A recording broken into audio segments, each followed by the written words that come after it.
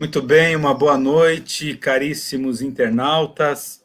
Boa noite a todos que nos acompanham para mais essa live, não é? Já temos uma certa tradição nesses 4 meses de lives de sábado.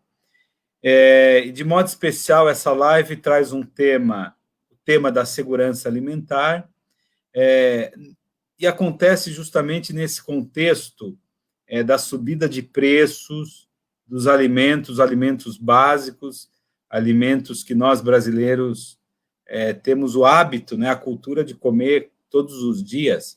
Aqui em casa não pode faltar o arroz e o feijão, não é? Então, essa subida de preços nos faz debater e nos alerta sobre a questão da segurança alimentar. Desde o golpe de 2016, o Brasil voltou ao mapa da fome.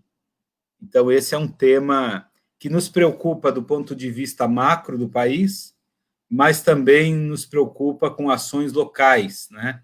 Falamos a partir de Piracicaba, e Piracicaba é uma cidade que tem que avançar muito na perspectiva de garantir o direito ao alimento. Então, eu gostaria de pedir que quem nos acompanhe curta essa nossa live, que comente, né, participe conosco, debata e que compartilhe. Né? Um debate muito rico, certamente vamos aprender muito aqui e tirar lições para a nossa atuação aqui local. Nós temos um painel, eu diria assim, um painel muito qualificado, né? Está conosco o Gilmar Mauro, a Rosana, o professor Mário Tomazella e o Marcelo Mazeta.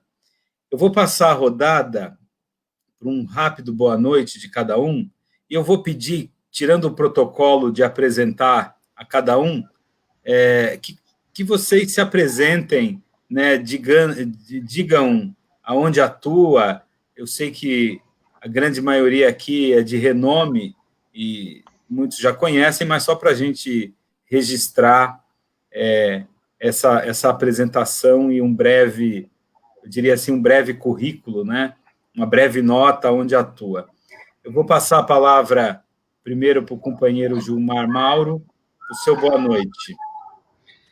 Boa noite, professor Adelino. Boa noite, Rosana, Mário, Marcelo e aos que nos assistem. Esqueci de alguém? Não, né? Eu sou Gilmar Mauro, da Coordenação Nacional do MST. Estou no MST desde 1985. E cá estamos, apostos para esse debate. Obrigado, Gilmar, obrigado por ter aceito o convite, né? Importante a sua presença nesse painel. Rosana, a palavra é sua, para o seu boa noite, para a sua apresentação. Boa noite a todas e a todos. Primeiramente, agradeço o convite.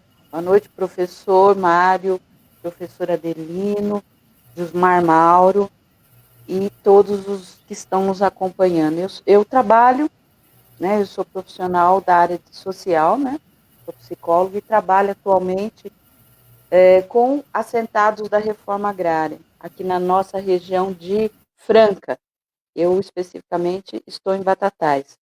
Sou militante da área de segurança alimentar e sou dirigente do Partido dos Trabalhadores aqui na minha cidade.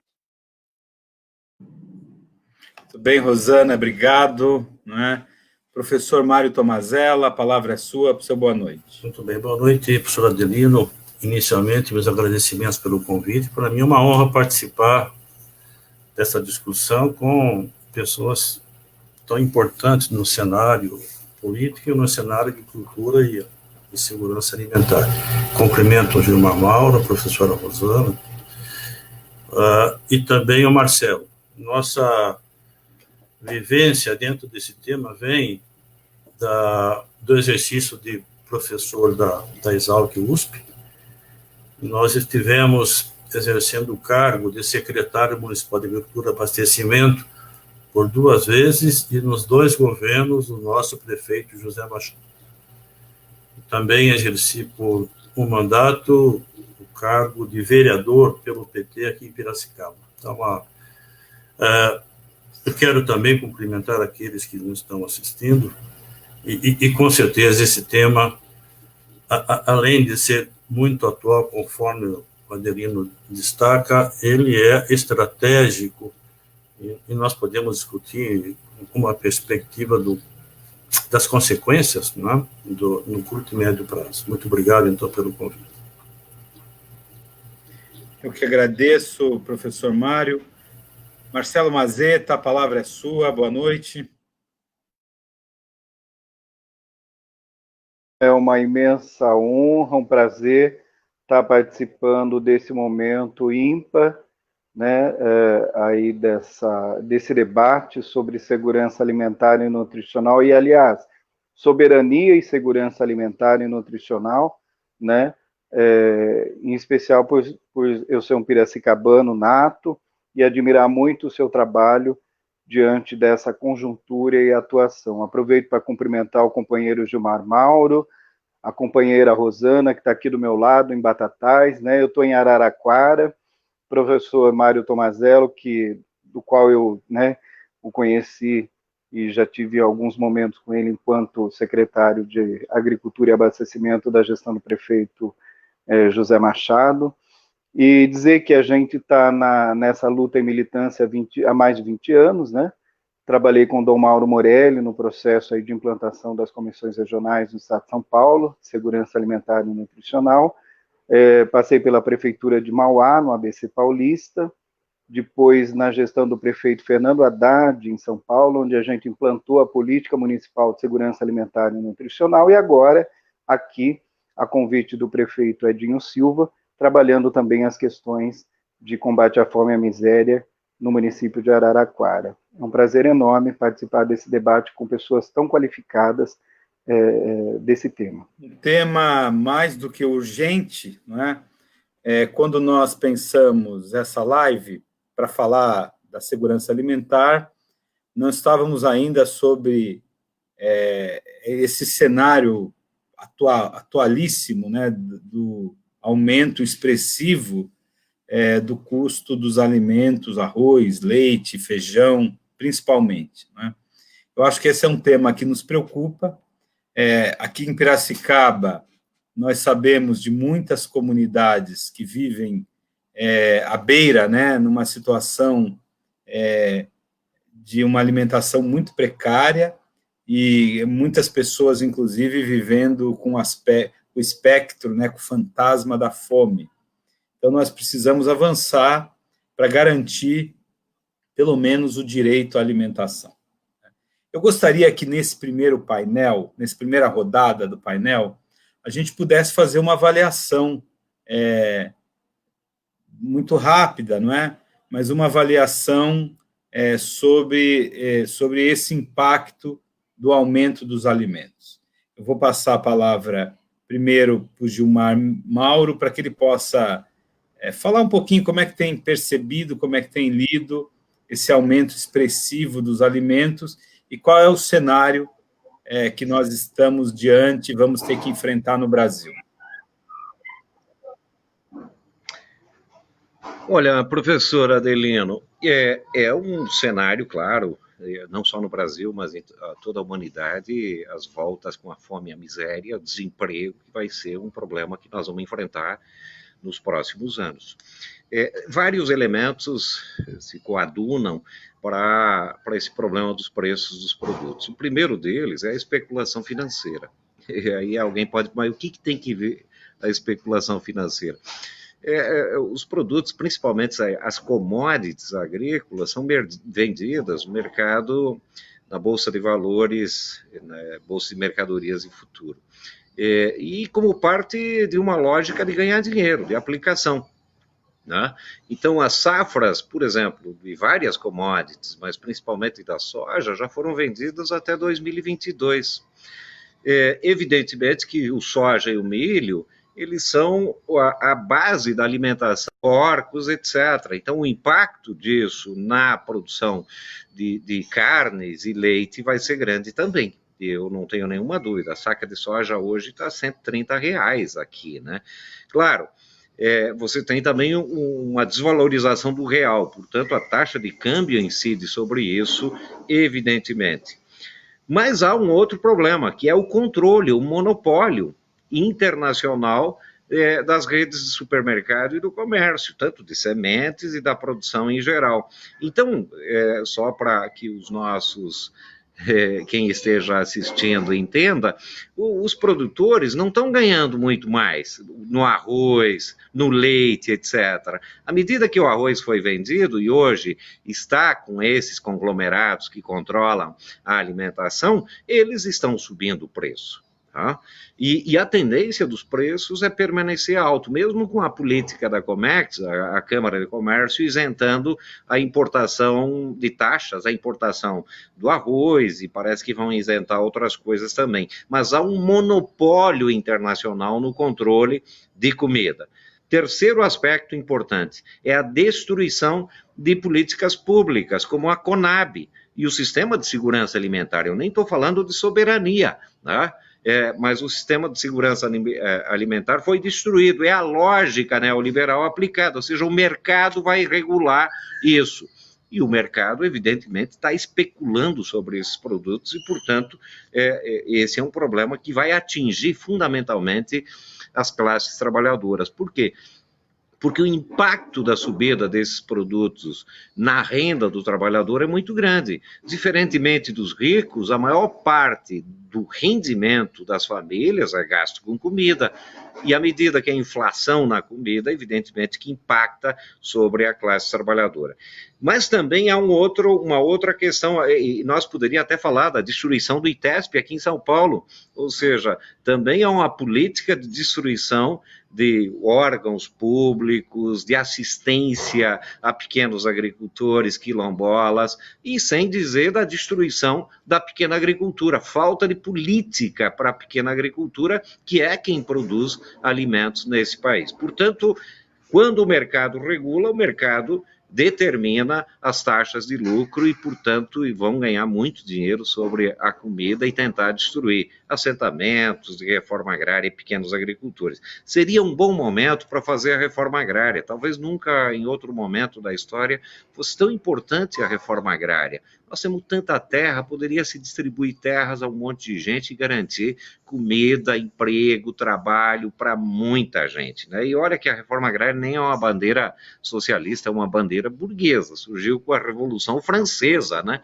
Mas hoje seria essencial para a gente garantir segurança e soberania alimentar. Nós, e termino com isso, acreditamos que é possível alimentar toda a humanidade de forma agroecológica. É possível, nós estamos nessa toada, vamos continuar nessa toada. Agora, para isso, é preciso destruir, é preciso derrotar a política neoliberal e esse governo que está aí. Muito bem, uma introdução importante, não é? Faz a denúncia dessa visão do agronegócio que transforma o próprio alimento em produto, né, de especulação, inclusive. Né? Eu entendo que nós estamos diante da materialização daquilo que já denunciávamos, que é a política de morte, né? Aquilo que convencionou se chamar de necropolítica. E essa necropolítica, ela tem atingido a classe trabalhadora e a população mais pobre do país de maneira violenta. Mas eu vou passar para a Rosana, também o mesmo tema, Rosana, esse cenário do aumento dos alimentos, né? E como é que você analisa isso nesse debate sobre segurança alimentar? Então, eu queria, é lógico que o Gilmar já bateu no ponto certo, né? O grande problema é a produção, a nossa produção, a gente sempre vê os índices aí na TV. O Brasil não está, nesse momento, não está sofrendo tanto na questão do agronegócio. Por quê? Porque sabemos que é commodities, né? Não é produto, não é alimento, né, que eles produzem. Eles produzem o famoso commodities. Quando você chega num assentamento, você vai falar com o produtor, o que é commodities? Ele muitas vezes não sabe, né, o que é dizer commodities, né? Mas, assim, na verdade, vamos traduzir. Commodities é aquilo que a gente sabe, é a grande produção, as grandes empresas. E assim, eu como mera observadora, né, das ações, eu ontem estive no supermercado e observei uma pessoa comprando picanha. Olhei assim e falei, ele pediu com uma imponência, né? Eu só quero fazer minha fala nesse sentido. Ele comprou as peças de picanha como se tivesse comprado um alimento, e eu olhei assim do lado a outra moça pedindo lá uma comida, uma pequena carninha para o seu jantarzinho, aí eu fiquei pensando, como é difícil para nós, né? Me coloco nessa categoria. Nós não temos hoje, nós sabemos que a nossa cesta básica consome mais de 50% do rendimento do trabalhador, né? E ele não consegue ir no supermercado e comprar aquilo que ele deseja comer, na verdade, né? E o supermercado está tornando isso cada vez mais difícil, né? O comércio em si dos alimentos está ficando cada dia mais difícil. Então, eu hoje observo e sei, né, que esse cenário que nos desenha, né, essas políticas que estão sendo destruídas por esse desgoverno federal que está aí, nos vai levar a chegarmos no supermercado e com o dinheiro que a gente tem, comprar o mínimo possível. E as alternativas vêm, sim, com aquilo que o Gilmar acabou de falar. Se nós conseguirmos botar na cabeça dos governantes a importância da produção agroecológica, a produção do agricultor, do pequeno agricultor, e voltarmos e conquistarmos de novo os nossos espaços enquanto militantes dessa grande causa que é a segurança alimentar e o alimento para todos.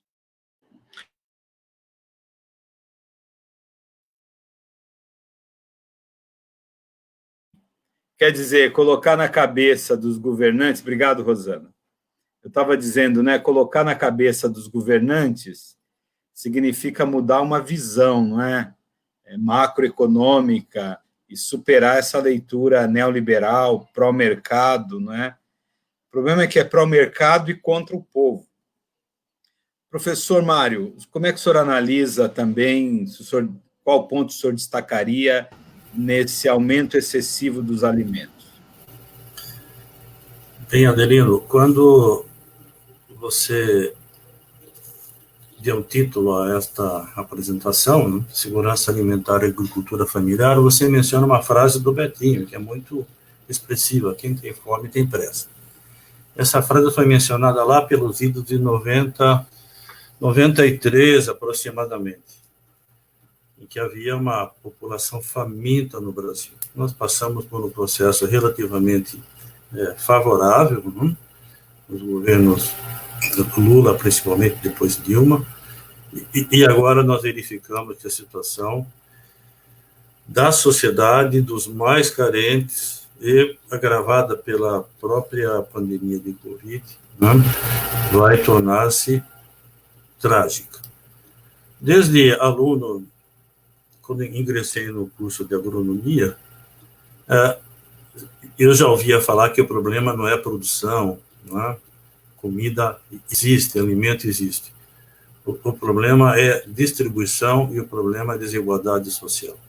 E cada vez mais nós percebemos, e eu fiz o curso de agronomia já há algumas décadas, que a situação ela se agrava e nós temos hoje um cenário, eu estava comentando ainda há pouco com os participantes, o cenário para as próximas semanas e meses é um cenário bastante triste e dramático, principalmente quem paga por isso é a classe menos desfavorecida. Se nós analisarmos ao longo da história, e aqui tanto o Gilmar como a Rosana já fizeram os comentários mais importantes, podemos dizer que esta situação é quase que uma tragédia anunciada. Nós temos as estatísticas de produção agrícola no país sempre dando uma forte ênfase aos milhões de toneladas, seja de soja, a exportação de carne e outros produtos da própria agricultura que são, né, como foi mencionado aqui, as commodities. Infelizmente, a busca de recorde de produção não tem, né, e o Gilmar levanta bem a razão, né, esse modelo capitalista de produção não tem qualquer viés social e não tem qualquer viés de proteção da população brasileira. No nosso caso, nós estamos falando da população brasileira, mas se estende, de certa forma, a outros países. Então, aquilo que nós víamos no passado, que seriam os estoques reguladores, sequer o governo fala, né, da existência de algum estoque que seria, né, dentro do conceito da segurança alimentar. Você utiliza dos estoques até que, né, uma nova safra, né, no médio prazo, venha reabastecer o mercado e regular o preço. Nós não temos um indicativo do governo. O governo, me parece que deixa, né, foi mencionado aqui, na mão dos cartéis, nas mãos dos grandes grupos, todo o mercado de produção de alimentos e que vai levar realmente a chamada necropolítica. Então, infelizmente, nós vivemos uma situação séria. Eu gostaria depois que o Marcelo, né, trouxesse um pouco da experiência dentro do município, o que os municípios podem fazer, né, em circunstâncias tão graves, e de modo que a gente escuta e percebe que as políticas, elas são tomadas à medida que as situações estão surgindo. Agora vamos fazer a importação do arroz dos Estados Unidos e da Tailândia. Então, o Brasil exportou todo o arroz que possuía, e agora, para abastecer minimamente, não os pobres, né? Isso não vai acontecer. As classes mais abastadas, nós vamos ter que importar alimentos. Então, eu colocaria um pouco dentro desse conceito, né, macro e histórico, a agricultura se transformando em fonte, né, de renda para aumentar, né, a relação exportação e importação em termos de dólares. Obrigado, professor Mário. A Fatiminha, que é uma pré-candidata nossa a vereadora aqui em Piracicaba, ela coloca esse tema, Marcelo, que é o que a gente está debatendo nessa primeira rodada. Alguém me ajuda a entender, se está exportando é porque se tem. Então, por que tem que elevar os preços, né? Eu também queria te ouvir sobre essa questão, Marcelo, a subida, né, expressiva, não é uma subida qualquer, 20%, 40% de aumento no preço. Como é que você avalia também para fechar esse painel, essa primeira rodada? Eu gostaria de, né, iniciar dizendo que depois do golpe, né, de 16, a destruição vertiginosa das políticas públicas de combate à fome e à miséria, implementadas, né, com muito rigor e com muita audácia pelos governos do presidente Lula e Dilma, têm sido assim destruídas, né? Então, como foi dito aí pelos demais companheiros e a companheira Rosana, né, o espectro neoliberal tem tomado conta e dominado essa questão de forma avassaladora, né? E eu gostaria de resgatar um pouco também o grande patrono da segurança alimentar e nutricional, Josué de Castro, que desde a década de 40 já anunciava, né, toda essa questão da fome a partir do agreste pernambucano, né? Dizia que, e no Geografia da Fome ele deixa muito claro, né, que essas questões são sociais, políticas e econômicas, né? O Brasil é um dos maiores produtores de alimentos historicamente do mundo, né? Então, essa questão do agro-pop, né, que é o bacana, é o legal, que tem sido engendrado a cada dia, a todo tempo, na cabeça dos nossos jovens, dos nossos adolescentes, infelizmente é uma tremenda mentira, né? que é o quê? É cada vez mais o veneno na mesa do pobre, do trabalhador, né? E o alimento agroecológico, como foi colocado com muita maestria pelo Gilmar e depois os demais companheiros, tem se reduzido a pequenos grupos que insistem e persistem, né, em trabalhar nessa questão. Então, é uma questão, infelizmente, neoliberal, né? O Brasil é um dos maiores produtores. Vou citar um pequeno exemplo. Na maior cidade da América Latina, na gestão do prefeito Fernando Haddad, nós conseguimos implementar alimentação orgânica dentro da alimentação escolar, onde você consumia 2.200.000 pratos de refeição dia, né? Então, assim, se em São Paulo você consegue trabalhar essa dinâmica e implementar paulatinamente a partir de um cronograma, por que é que outros municípios não conseguem e nem podem fazer? Né? Então, eu acho que ali ficou um grande legado também para a população, né? E isso significa mais vida com saúde, com qualidade para a população mais pobre, mais vulnerável, né? As crianças tinham acesso a 5 refeições dia na escola tempo integral, né? Então, não é coisa pouca.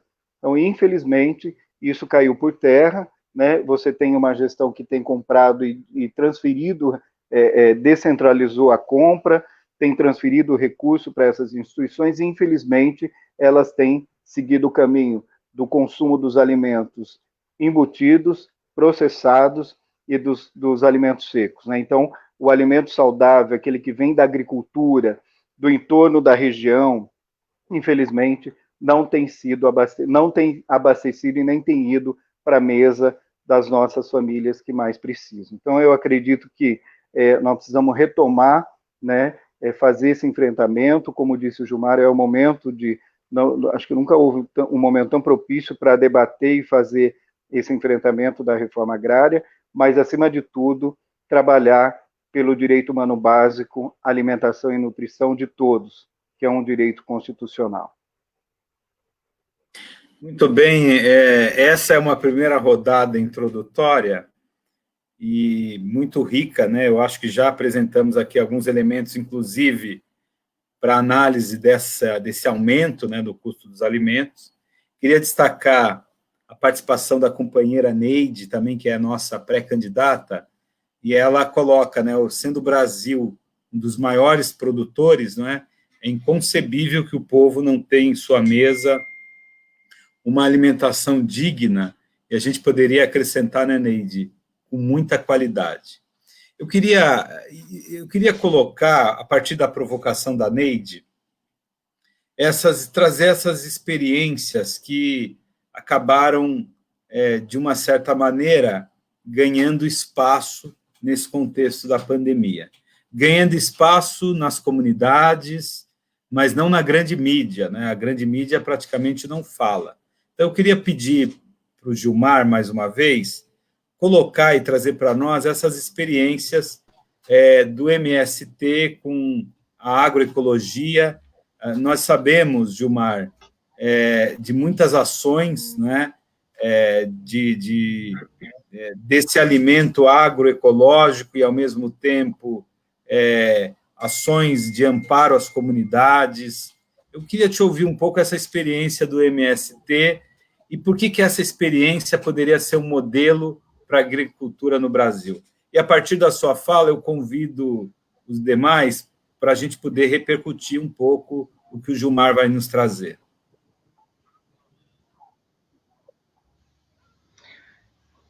Nós defendemos, professor, a ideia do que nós chamamos de reforma agrária popular. A reforma agrária popular embasada na agroecologia, agrofloresta. E não é só porque é importante para a saúde, e evidentemente é importante para a saúde, porque o capital, a única lógica que o rege é a lógica do lucro, e ele vai buscar o lucro sempre. E o capital está destruindo a região amazônica, as queimadas, destruindo o Cerrado, que é o berço nascedouro das duas principais bacias, a Bacia do Prata, a Bacia Amazônica. A destruição da Amazônia impactará profundamente a nossa região, porque o professor Antônio Nobre, do INPE, que é o outro instituto que está sendo destruído, tem a tese dos rios voadores, né? Por que nessa região onde estamos não é deserto, já que em outras latitudes do planeta há desertos nessa mesma latitude que nós estamos? Por quê? Porque nós temos uma Amazônia que uma árvore grande coloca 1.000 litros de água na atmosfera, mais as partículas aglutinadoras de umidade, e os rios voadores trazem essa umidade para cá. Destruir a Amazônia, e a volúpia do capital é para destruir a Amazônia, certamente vai impactar não só sobre o povo brasileiro e as futuras gerações, mas sobre a humanidade. Então, o MST defende a agroecologia como linha política e o combate às queimadas. Inclusive, nós estamos numa campanha de plantar 100 milhões de árvores nos nossos assentamentos nos próximos 10 anos. Né? Agora, isso não resolve os problemas. Há uma questão que é importante nós destacar, muitos chamam as PANCs, né? Eu digo mal chamadas PANCs, que é os produtos alimentícios não convencionais, porque os ditos não convencionais são muito mais convencionais do que os empacotadinhos dos supermercados dos últimos 30 anos.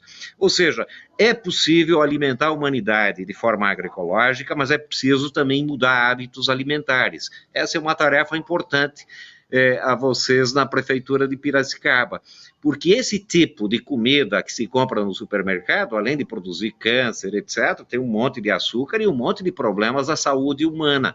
Vocês falaram da necropolítica, né? 2 dados aqui bem interessantes.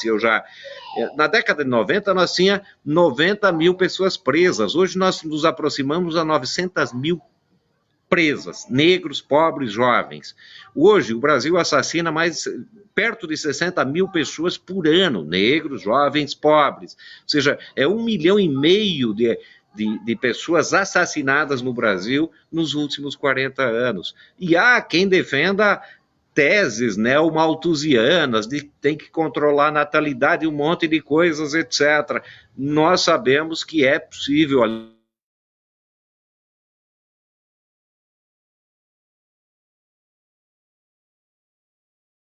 um grau de controle, mas nós defendemos a ideia de que é possível alimentar. Nós temos um princípio no MST que aprendemos, que é o seguinte: a solidariedade, e nós fomos salvos pela solidariedade em vários momentos. Né? Nós nascemos na ditadura militar e passamos por vários governos, e a solidariedade de classe é que nos salvou. Mas a solidariedade é um princípio fundamental do MST. Há uma música que diz: põe a semente na terra, não será em vão. Não se preocupe a colheita, plante para o irmão.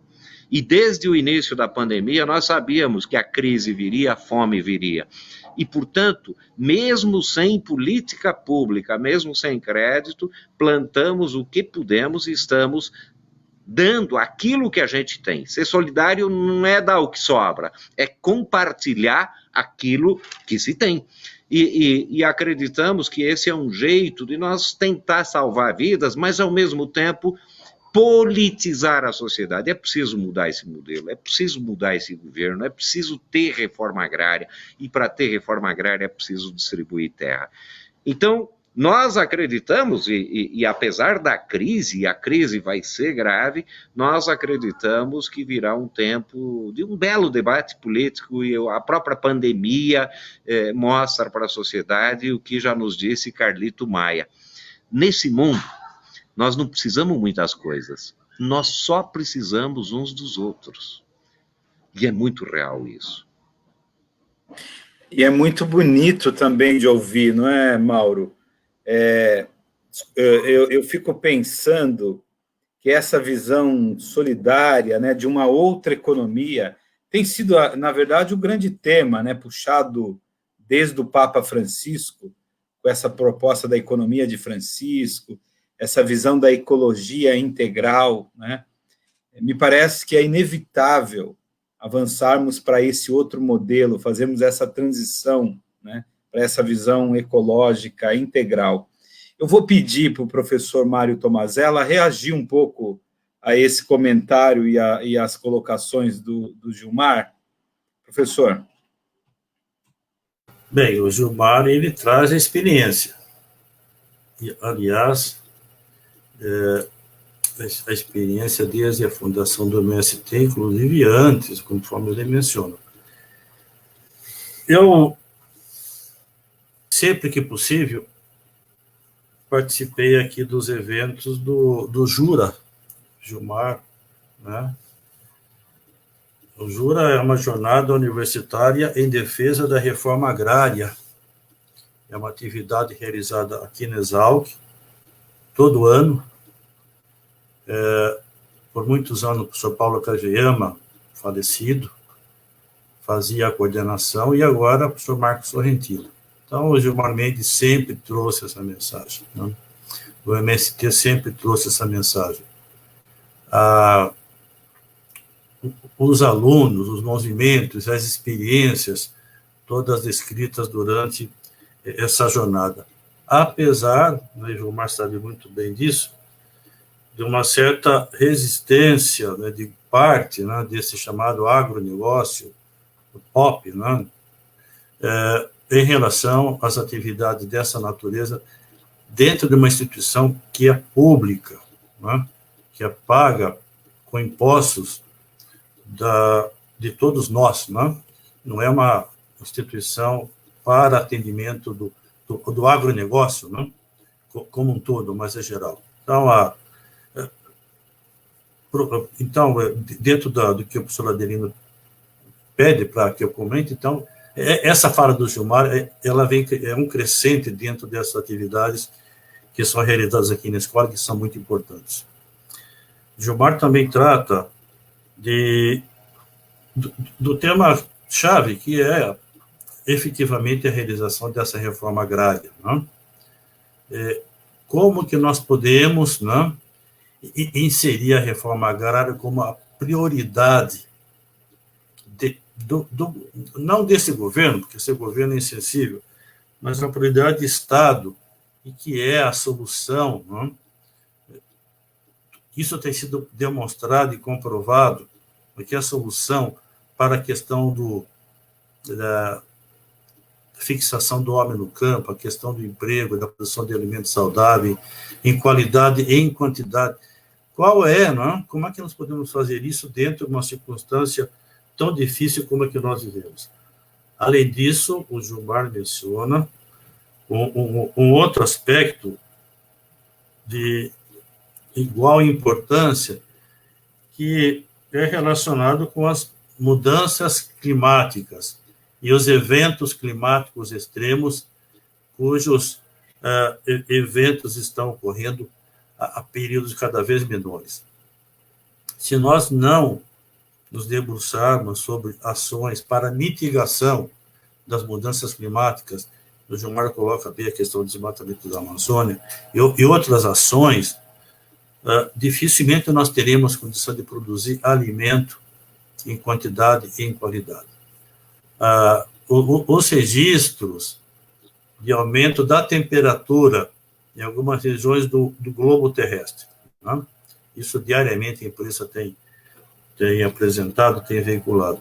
O aumento da temperatura é um fato tão claro, não? Que até torna-se estranho que alguns negacionistas, pessoas que negam, né, mudança climática, ainda conseguem, né, defender outros processos que não o da mudança climática induzida pelo próprio ser humano com efeito antropológico. Então, se nós, né, dentro desse nível de devastação, dado pelo capital, como foi muito bem colocado aqui, nós teremos uma redução da precipitação, uma antecipação dos períodos de seca, aumento da temperatura, e que vai inviabilizar a agricultura em grandes áreas do território brasileiro e também do mundo. Então, tem todo um contexto, não, dessa... E essa iniciativa do MST de fazer as plantações de árvores, né, para a mitigação do clima são iniciativas importantes, não, e tomadas dentro do próprio movimento, que deve servir como exemplo. Então, completando, para não me estender muito, a palavra solidariedade que foi mencionado aqui, que é o fato de você distribuir, não o que você tem de sobra, mas o que você tem produzindo para atender alguém que mais necessita. Então, são aspectos tanto de natureza política, de natureza do clima, e que tem aquela fonte, aquela origem, né? Exploração máxima dos nossos recursos naturais para a geração, né? E em benefício do próprio capital. Essa dinâmica, não é, professor Mário, de uma sociedade que produz a partir de uma outra perspectiva, não do acúmulo e da concentração, mas da distribuição dos bens, né? E aqui a gente está falando de um bem básico, que é o alimento. Eu vou passar para o Marcelo, queria, Marcelo, que você também comentasse, porque o que está em pauta é um outro modelo de produção, né? Não a partir da lógica do mercado, do agronegócio, mas da agroecologia. Esses elementos todos, queria também te ouvir. É importante a gente, né, depois de ter ouvido o Gilmar, a professora Tomazello também, dizer que isso também reflete no município, né? Nós aqui, por exemplo, em Araraquara, temos lutado incansavelmente para que essas políticas públicas, né, e é uma decisão política, uma decisão de gestão, o investimento, né, de recurso próprio, porque, infelizmente, os municípios ficaram à deriva, né, desse pós-golpe. Eu acho que isso é importante a gente destacar, tanto na esfera, né, federal, que era o maior repasse, né, do recurso para essas questões das políticas de segurança alimentar, mas também no estado de São Paulo, que muito pouco faz, voltado para o agricultor familiar, para o assentado, para o quilombola, mas injeta aí milhões e milhões do agronegócio, né, no estado de São Paulo todo. Mas dizer que o município ele precisa, né, se estruturar enquanto gestor dessa questão para, de certo modo, abastecer sua população e abastecer com qualidade. Então, implementar políticas e programas que vão de encontro aos anseios da população. E, acima de tudo, né, ouvir as pessoas, né, ouvir a população. Nós temos tido aí, infelizmente, governos que assumem, né, pós-eleição, o seu mandato e alijam, né, de qualquer modo, a população, né, e tomam suas decisões pautadas na questão econômica, no mercado e assim por diante. E a participação social e popular, ela é fundamental nesse processo de construção.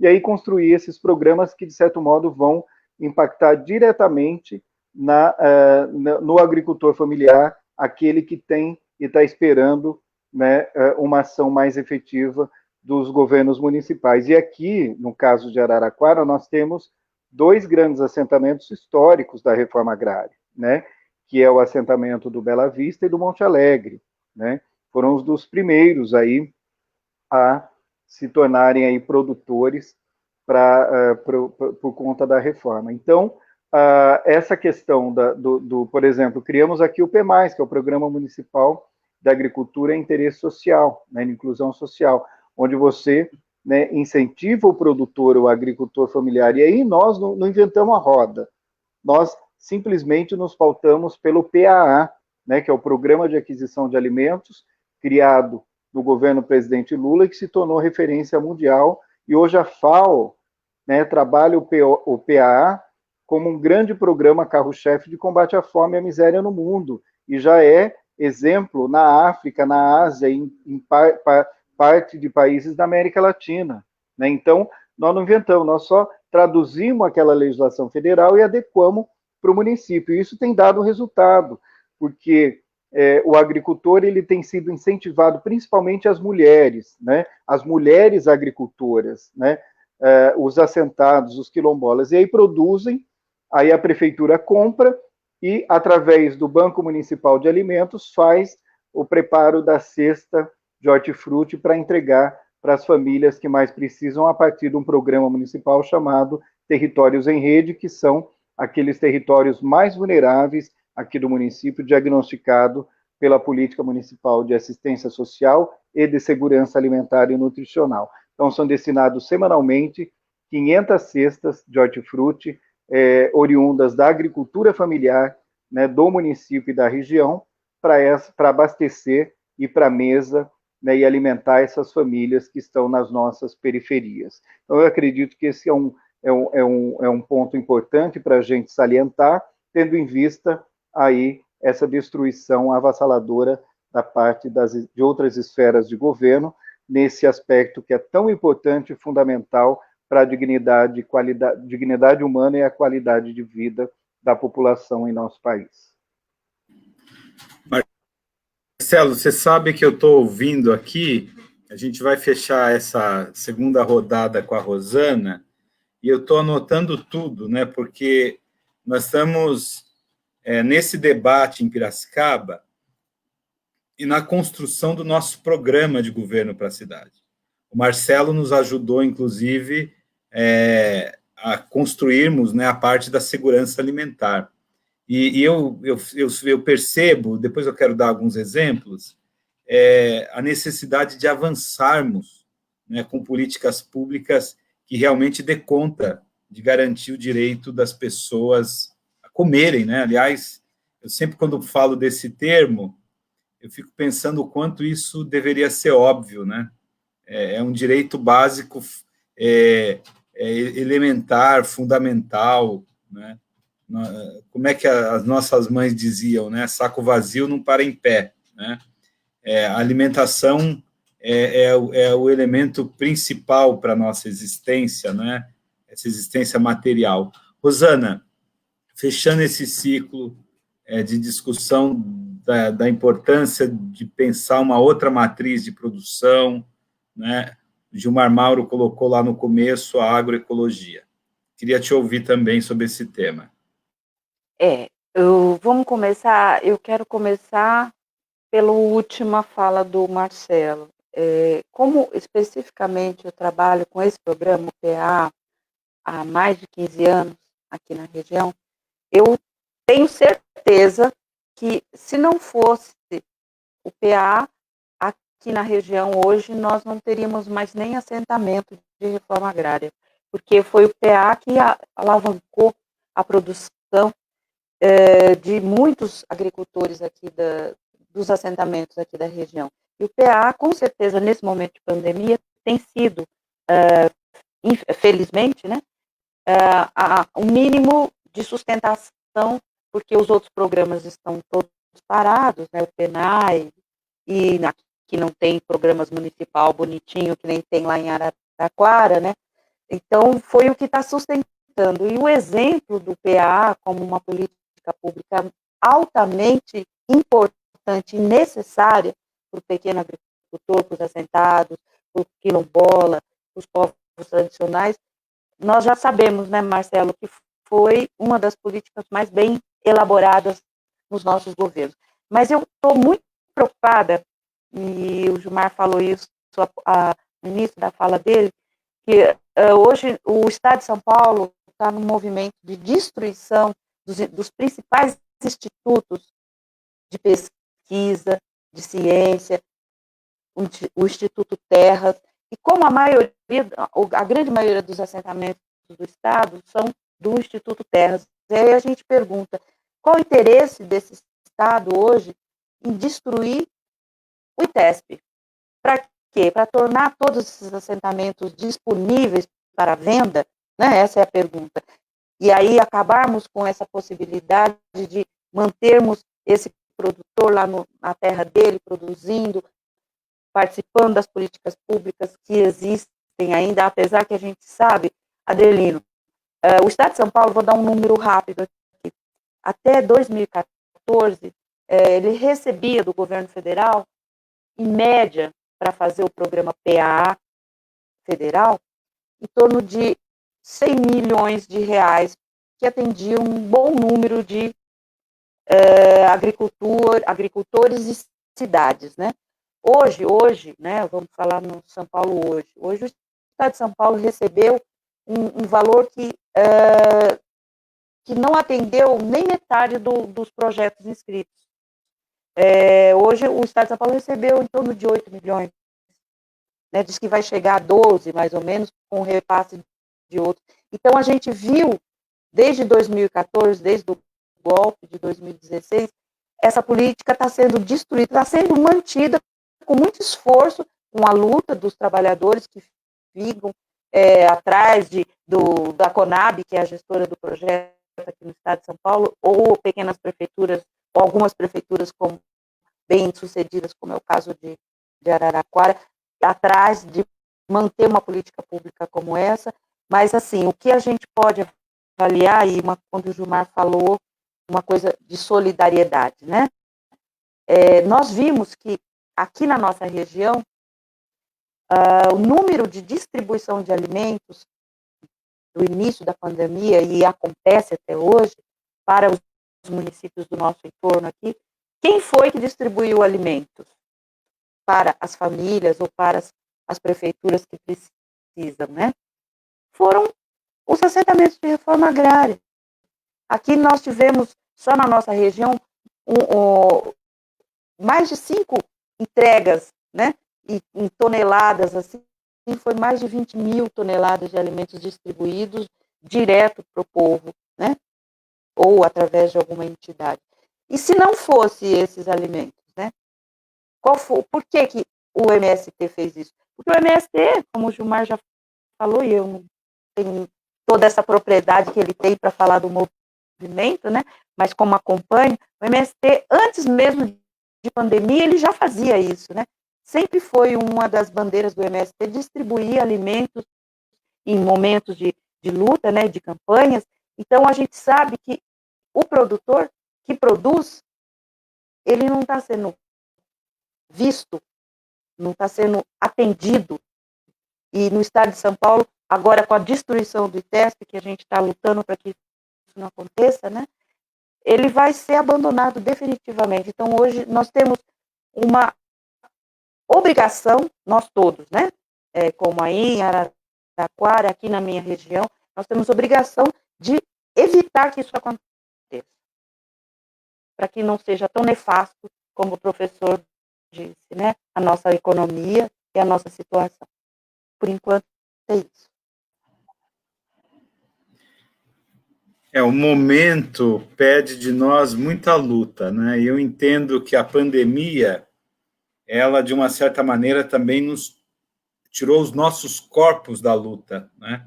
E agora a gente precisa retomar com muito cuidado. A pandemia está aí, mas é uma luta que tem que ter corpo, que tem que ter rua, né? E essa é uma dificuldade. Eu queria colocar como, talvez, aqui uma última rodada, que é um tema assim mais direto, né? E eu vou contar um pouco uma situação para contextualizar. Eu tenho, nesse processo de pré-campanha, percorrido alguns bairros de Piracicaba. Estava num bairro com toda a proteção, usando máscara, com distanciamento, e aí tinha um catador de reciclável, né, de garrafa PET, de alumínio. Ele empurrava o carrinho, né, parei para conversar, e ele relatou uma situação, a gente muito, eu diria assim, apesar da simplicidade, né, fazendo leituras políticas muito interessantes. Me apresentei e ele disse o seguinte, ele falou, olha, professor, uma realidade que eu tenho vivido em Piracicaba, ele está aqui há 6 anos, e ele vem do Recife, né? E aí ele contou um pouco das feiras livres no Recife. Aquela força das feiras, né, os alimentos, as frutas, que é próprio da região do Nordeste, né? E ele disse, eu sinto muita falta de feiras, porque, professor, no limite, ninguém passava fome, porque você tinha lá o alimento, às vezes você tem ele até usou essa expressão, uma banana amassada, que não serve para vender, mas a gente levava para casa. E ele diz, aqui em Piracicaba, quando tem situações de fome, onde é que a gente recorre? Né? Ele está dizendo, não consigo nem catar o alimento, nem a sobra. Né? Ele vai relatando um drama da cidade, que é a questão da segurança alimentar.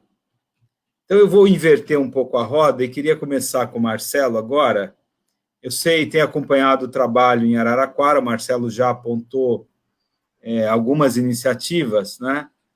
Piracicaba é uma cidade de 400 mil habitantes. Eu queria que o Marcelo trouxesse alguns exemplos, né, do que tem sido feito, além do que você já colocou, e o que nós poderíamos, em Piracicaba, avançar nessa direção para não termos situações e relatos como esse, né? Para que nós conseguíssemos erradicar a questão da fome em Piracicaba e garantir a segurança alimentar das pessoas e dos cidadãos aqui em Piracicaba. Eu queria que o Marcelo trouxesse esses exemplos e a gente vai... Eu pensei no painel assim, começo pelo Marcelo, que está lá na prefeitura, o Gilmar, a Rosana, e o Mário Tomazello, que foi secretário, e aí trazer o diagnóstico um pouco mais da nossa cidade de fato. Marcelo, a palavra é sua. Eu gostaria de iniciar, professora Adelino, se me permite, dizendo um pouco dessa organização, né, a partir da gestão pública das políticas sociais, né? Então, quando você assume, né, a prefeitura, você tem aí todo um arcabouço, né, de saídas e possibilidades, e tem uma equipe para desenvolver as ações, né?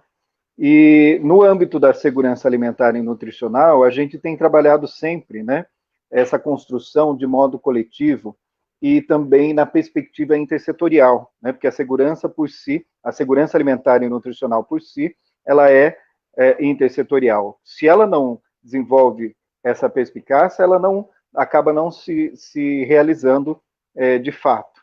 E com a participação social, né? Então, você implementando primeiro o arcabouço institucional, ele é fundamental para você dar rigor e dar possibilidade de garantia dessa política ser executada, não apenas pelo governo, né, que está trabalhando, mas, acima de tudo, que ela seja uma política de Estado no âmbito municipal. E aí, você organizar e criar também os componentes do CISAM, que eu acho que é fundamental, e infelizmente saiu da agenda pública nacional a questão, né, da segurança alimentar e nutricional, e assim com ela, todo o arcabouço institucional, mas criar e estruturar o Conselho Municipal de Segurança Alimentar e Nutricional, que deve ser ouvido diretamente pelo gabinete do prefeito, né? Nós sabemos, infelizmente, que tem prefeituras que o Conselho, nós tivemos a oportunidade de dialogar, fomos convidados pelo Conselho de Segurança Alimentar e Nutricional aí de Piracicaba, né? E apresentamos um pouco aí aquilo que nós desenvolvemos e dialogamos. Existem pessoas, historicamente, né, e pesquisadores, ativistas, qualificados para fazer esse debate e a contribuição para essa construção, né? Mas aí o governo quem tem que ter né, a sensibilidade de se colocar a ouvir, né, para se construir.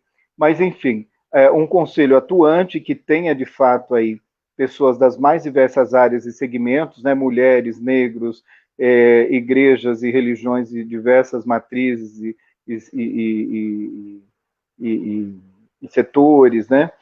A questão da criança, do idoso, da mãe gestante, né? Então, essa variedade. E depois, uma instância governamental, que é a CAISAN, que é a Câmara Intersecretarial de Segurança Alimentar e Nutricional, que é estritamente governamental, para você fazer a gestão e a elaboração dessas políticas que emanaram da Conferência Municipal e passaram pelo Conselho. E aí, sim, você transformar num plano municipal e que seja um plano exequível, né? Não adianta você construir uma política pública de segurança alimentar e nutricional que é focada especificamente no combate à fome e à miséria para ficar meramente no papel, né? Então, você trabalhar, elaborar de forma qualificada esses elementos para transformar em política pública eficaz, eficiente, que vá, de fato, atender os anseios e as demandas da população, que é traduzido no quê? No alimento de qualidade na mesa dessas pessoas, dessas famílias, dessas crianças,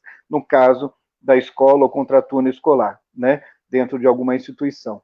E, em paralelo, instituir equipamentos públicos de alimentação e nutrição, Infelizmente, nós não temos mais um governo federal que fomenta, estimula e investe nos municípios a partir desses equipamentos, que são os bancos municipais de alimentos, os restaurantes populares, as cozinhas, escolas comunitárias, né, que desenvolvem, além de desenvolver oficinas culinárias para oferecer possibilidade de geração, emprego e renda para essas mulheres das nossas periferias, mas também oferecer a refeição mínima aí para atender a população vulnerável do bairro, do território, né, que a cozinha está implementada, né?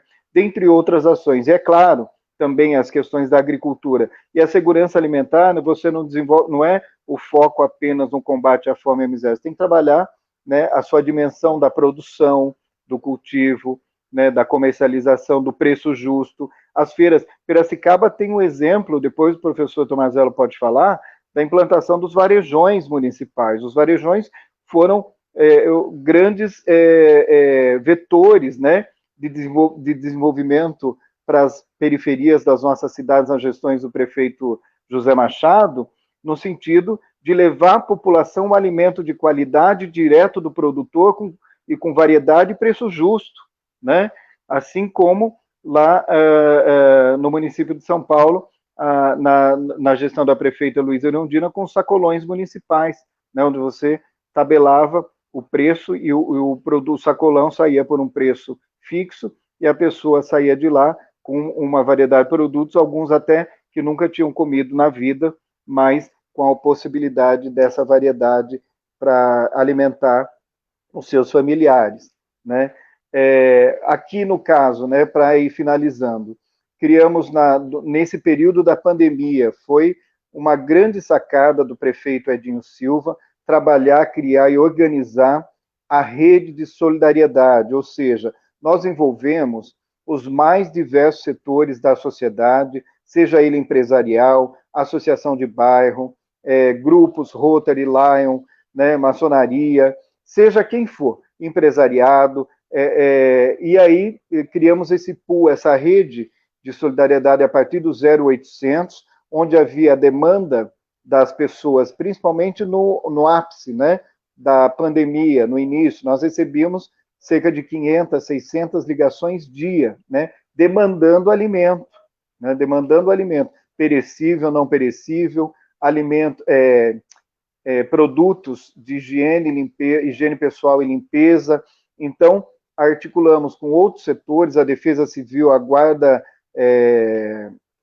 Civil, né, e outros setores, para fazer essa busca e entrega nas residências, porque o 0800 ele funcionou não só como o recebimento das demandas, e que depois passava pela equipe técnica, pela avaliação técnica socioassistencial da Secretaria da SMADES, né, da Secretaria Municipal da Assistência e Desenvolvimento Social, logo na sequência, mas recebíamos também ligações de doação de alimentos e esses produtos, né? Então, houve uma grande sinergia e nós criamos um slogan e que, de certo modo, ele graças a Deus, ele deu e tem dado certo, né?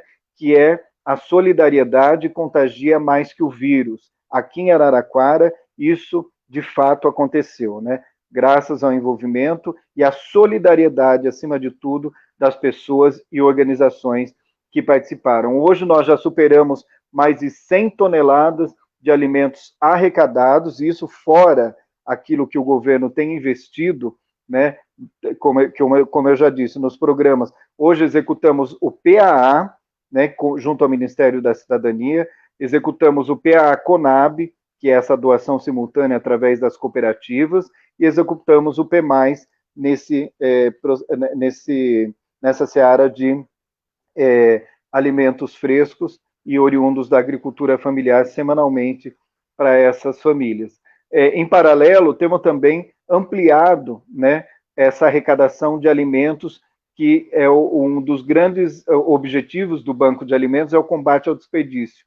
Então, junto a hipermercados, supermercados, varejões da cidade, recolhemos aquele produto que, infelizmente, não está apto ao consumo, né, a comercialização, e trazemos para triagem e eles são selecionados e preparados, em alguns momentos até processados, transformados em molho de tomate, polpa de fruta, doce de banana, doce de maçã, e encaminhado para essas organizações sociais. Hoje nós temos mais de 50 organizações que são beneficiárias dos nossos programas de segurança alimentar e nutricional, né? E, em paralelo, também as compras que nós temos feito por conta da pandemia, de mais de 8 mil cestas básicas, né, foram compradas recentemente, além desses produtos que foram arrecadados, como eu disse, mais de 100 toneladas, né, e essa questão, 5 mil caixas de leite longa-vida, né,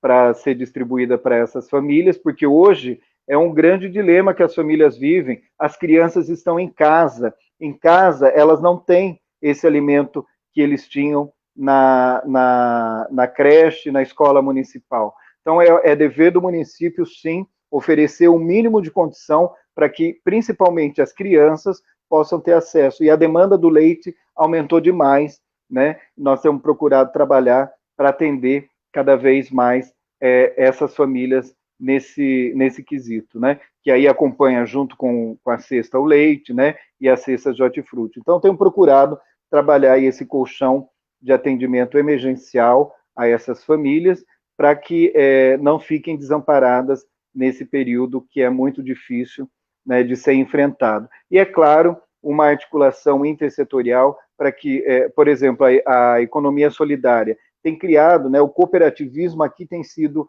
uma grande marca, né, também do governo, né, onde você cria e organiza as mulheres, principalmente as mulheres hoje.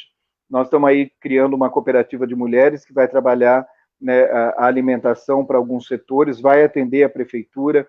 Tem também a Associação Mãos que Criam, que trabalhou mais de 4 mil máscaras para ser entregue em pontos públicos, né, da cidade, porque a máscara ela previne e reduz o contágio do Covid-19. Então, essas máscaras foram entregues à população, né, nos pontos aí de ônibus, terminais e tudo mais. Então, a gente tem integrado algumas ações das políticas públicas sociais para fazer esse enfrentamento e minimizar não só, né, o impacto da Covid-19, e que, graças a Deus, Araraquara é uma referência, podemos dizer com muita propriedade, uma referência nacional, né, uma das cidades com menor taxa de letalidade, né, menos de 1%,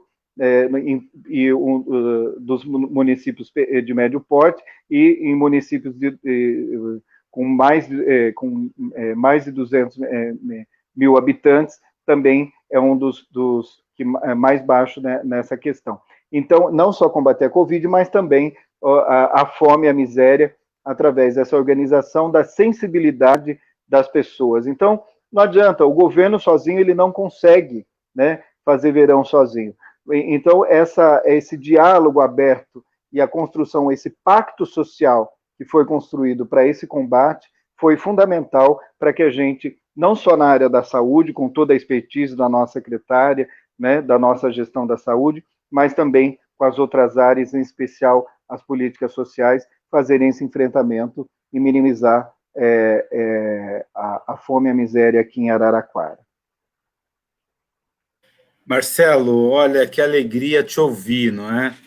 Na verdade, quando se fala em ações, tanto de combate à Covid, quanto de segurança alimentar, nós temos que aprender muito com a liderança do Edinho e com o trabalho que tem sido feito em Araraquara. Eu vou passar para a Rosana, porque a Rosana também vem de uma cidade, né, que é Batatais. Ia muito a Batatais ali, dei muitas palestras, né, no Centro Universitário dos Claretianos, né? Tem muitos amigos ali entre os claretianos. Mas eu gostaria de te ouvir, Rosana, esse mesmo tema, o Marcelo trouxe aqui um escopo de ações de Araraquara, né?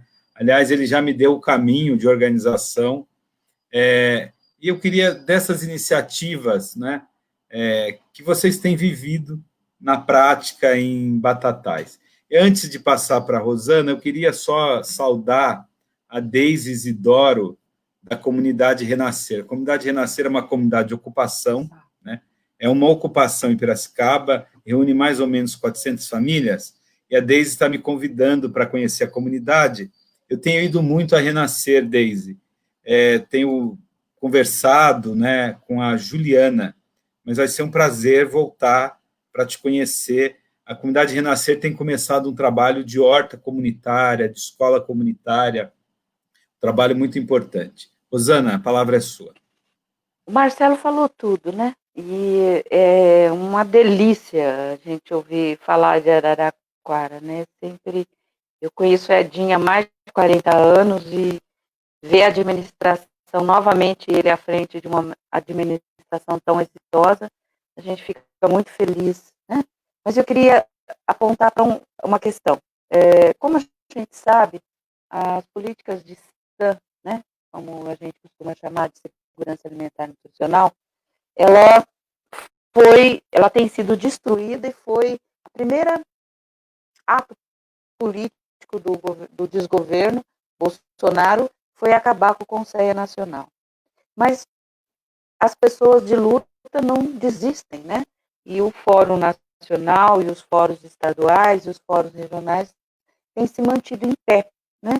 Então, o que eu queria aqui, Adelina, até depois eu posso disponibilizar para você e para o seu coletivo de candidatos, atualmente nós construímos um documento, vamos chamar de uma carta de intenções, que vai muito na linha de tudo que o Marcelo falou, para as políticas de segurança alimentar, para os governos, né? Então, eu estou convidando você e o coletivo de vereadores que vocês têm aí na cidade, e depois posso disponibilizar para vocês esse documento. Nós aprovamos hoje, inclusive, o Fórum Nacional fez e nós aqui no Estado fizemos.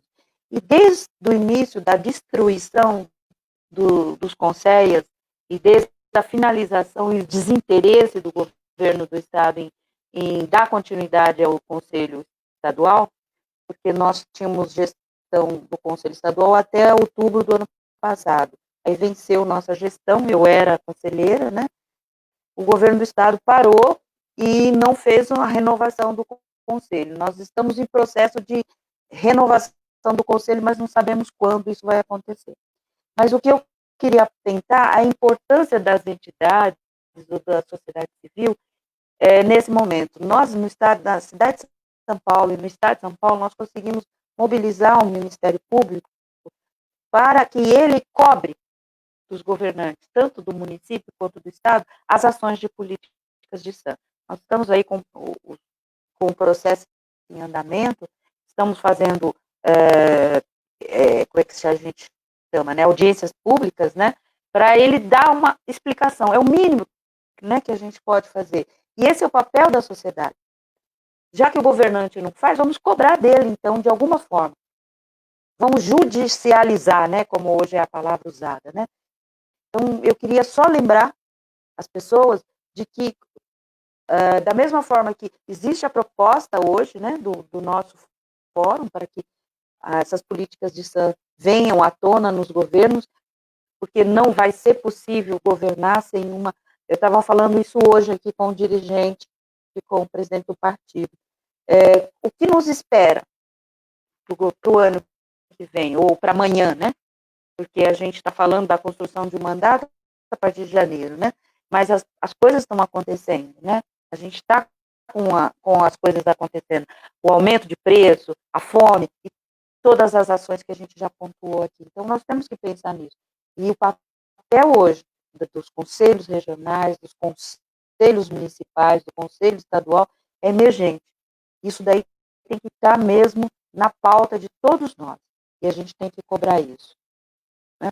As ações que nós temos para fazer estão postas. É só irmos atrás. É isso que eu queria falar por enquanto. Obrigado, Rosana. Eu vou passar a palavra para o Gilmar Mauro, ainda eu diria assim, nesse movimento de construirmos ações locais, né, para garantir a segurança alimentar. O que você nos coloca, nos orienta, nos aponta, Gilmar? Professor Adelino, é o seguinte, É, é uma lembrança alegre e ao mesmo tempo triste, porque eu fui convidado pelo prefeito Toninho, e agora, dia 10, fez 19 anos, acho, se não me falha a memória, do assassinato dele em Campinas. Era 2001, acho, se eu não estou perdido nos... Nós vivíamos um período de desemprego muito grande, né? Era Fernando Henrique Cardoso. E uma das questões que nós começamos a discutir para Campinas, e infelizmente não conseguimos implementar, era, bom, há um problema estrutural da sociedade que nós precisamos ir ajudando, trabalhar e resolver, mas não depende só do município e nem da localidade, que é o problema da reforma agrária, né? E que é o problema da produção e geração de empregos que dependem da macroeconomia, da macropolítica, etc. Entretanto, nós devemos fortalecer a organização popular, a politização e, ao mesmo tempo, ir construindo experiências concretas. Então, tínhamos proposto lá de arrendar algumas áreas que estavam abandonadas no município para fazer hortas. Era uma forma de integrar as pessoas da qualificação técnica, e eu estou imaginando aí, né, a parceria que pode se estabelecer, inclusive com a Exalc, com outros institutos, nessa perspectiva da formação técnica, fazer algum tipo de arrendamento de áreas e produzir hortas. Isso não vai resolver o problema. O problema vai ser resolvido gerando emprego e fazendo reforma agrária, mas pode criar as condições, inclusive, de preparação e qualificação dessas pessoas. Com o Toninho nós discutíamos.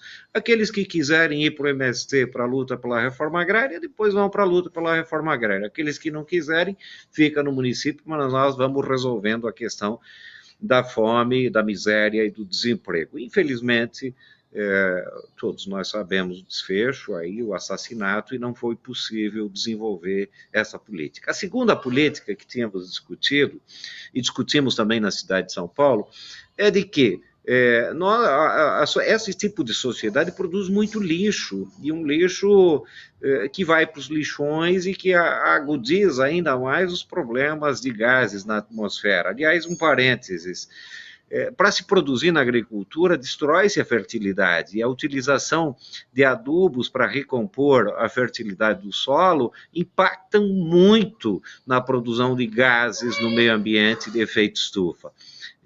A maioria dos adubos químicos embasados no nitrogênio, né, e são nitrogenados, produzem, através do óxido nitroso, uma quantidade de gases brutais para a atmosfera e que agravam o problema do aquecimento. Estou dizendo isso que também os lixões fazem isso, a não separação. E nós tínhamos proposto, olha, vamos separar o lixo orgânico e vamos transformar em adubo orgânico. Primeiro, não vai para o lixão. Segundo, pode ser reutilizado.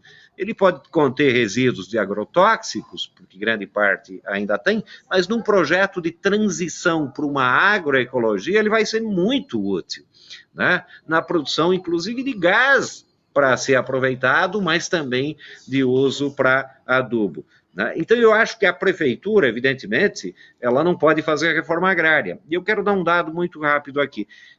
As políticas habitacionais são muito importantes, mas do ponto de vista de quem acessa uma política habitacional, ele vai ter um ônus à medida que conquista a casa, porque ele vai ter que pagar pela casa tal, e num índice de desemprego como nós estamos, e sem perspectiva de produção de empregos em grande escala, você vai ter um monte de problemas. Na reforma agrária, quando você distribui terra, você tem o lugar de moradia, mas você tem o trabalho também. Essa é uma diferença fundamental. E é uma diferença importante. Nós estamos desenvolvendo experiências, inclusive, Adelino, de construir o que nós chamamos comunas da terra. Áreas pequenas. Tem gente que não quer a reforma agrária ao estilo que nós temos, né? Um lote de 5, 10 hectares. Basta 1 hectare. E nesse 1 hectare ele vai produzir muito. E evidentemente que se tiver tecnologia, produz muito menos, muito mesmo. Por isso que eu afirmo com todas as letras que é possível alimentar toda a humanidade de forma agroecológica. Aliás, me permite outro parênteses do preço que ficou lá atrás. A Lei Candir isenta as commodities de pagar taxa para exportar. Por isso que estimula a exportação. Ou seja, o pequeno agricultor tem que pagar todos os impostos aqui, mas quem exporta não precisa pagar imposto. É evidente que toda a lógica vai para a produção e exportação de commodities. E é a sociedade brasileira que está subsidiando o rendimento e o lucro do agronegócio, né, às custas da sociedade brasileira, e é bom a gente dizer. Então, embora a prefeitura não tenha a ver direto, não vai poder desapropriar para fins de reforma agrária, mas as prefeituras podem sim nos ajudar enormemente no processo de organização, de luta e assim por diante. Eu peço desculpas a vocês, acabei recebendo uma visita aqui que não estava previsto, mas vou acompanhar até o final, e queria concluir isso, que eu acho que nós estamos vivendo um tempo de muitas dificuldades, você vai enfrentar um monte de dificuldades aí na prefeitura, mas é um momento de erguer a cabeça, e se eu puder deixar essa mensagem, queria deixar ela. Até relembrando o que eu falei no começo, o Cerrado. Vocês sabem que no Cerrado, de vez em quando, pega fogo, naturalmente. Não é um incêndio criminoso feito pelo latifúndio, mas naturalmente o Cerrado pega fogo. E uma das questões fundamentais para pegar fogo no Cerrado, e que proporciona, é quebrar a dormência das sementes, para elas poderem germinar. Essa é uma das características. É por isso que as árvores do Cerrado têm aquelas cascas grossas, porque elas enfrentam o fogo. Então, rememorando o Cerrado, eu diria, é preciso ter uma militância casca grossa nesse momento, que vai enfrentar esse fogo e esse tempo. Mas é bom lembrar que as árvores, embora tenham casca grossa, elas produzem flores e frutos. Portanto, nós temos que ser muito duros no combate ao bolsonarismo, a esse governo, ao Dória e às mazelas todas provocadas por isso. Mas muito ternos e muito solidários entre nós. E, ao mesmo tempo, queria que você aí em Piracicaba, e conte com o nosso apoio, me coloco à disposição, construísse um baita de um panelão de água quente para quebrar muitas dormências de sementes por aí também. E com isso nós fazer germinar um tempo novo. Eu acho que o tempo da pandemia é importante discutir questões concretas, alternativas concretas, num papo reto, numa linguagem que o povo entenda, tá? Só me permitem um parênteses. Esses dias, falando com o Padre Naves, que é da CPT, ele disse, se falar do fascismo, e temos que falar do fascismo, muita gente não vai saber o que é. Mas falar que o Bolsonaro é um ladrão, safado, sem vergonha, o povo entende. Então, às vezes, o nosso linguajar com o povo também precisa ser bem direto, objetivo, e nós temos que falar das questões concretas, objetivas, porque nós estamos falando de sobrevivência de vidas. Entretanto, é preciso vincular isso com as questões estruturais. A humanidade precisa resolver várias questões estruturais. Nós temos que discutir a questão ambiental, nós temos que discutir a questão da alimentação, nós temos que discutir a questão das cidades. Cidades como São Paulo e Rio de Janeiro e outras similares são insustentáveis, econômica e ecologicamente. Ou seja, é preciso repensar o modelo que foi construído na ausência da reforma agrária. São 400 anos de escravidão e 500 de latifúndio que provocaram esses problemas que nós enfrentamos hoje. E nós nos colocamos à disposição para ajudar naquilo que nós pudermos e for necessário. Obrigado, Gilmar. Forte as suas palavras, análises muito contundentes, não é? A gente está discutindo de maneira, para falar no papo reto, o direito das pessoas a comerem, né? Alimentação é um direito. Eu quero ouvir o professor Mário Tomazella fechando o painel, e a gente já está fechando quase que a nossa live. Mário Tomazella traz a experiência da Secretaria da Agricultura em Piracicaba, nos governos do José Machado. Certamente também tem elementos desse grande legado, né, que o PT construiu em Piracicaba. Professor Mário, a palavra é sua. Bem, Adelino, acho que nós poderíamos ficar aqui ouvindo o Gilmar, a Rosana e o Marcelo. Eu tenho aprendido muito, gostado demais dessa nossa reunião. Eu diria que você sendo eleito prefeito, tem que chamá-los, né, para compor essa equipe de assessoria, de sugestões, de propostas, né, que são fundamentais. A importância recente, né, dessa política de segurança alimentar em Araraquara é muito importante. Eu acho que talvez falte, né, para os governos petistas e os governos de esquerda fazer uma propaganda ou alardeamento dos seus resultados. Muita gente não conhece o que se passa, né, dos seus resultados.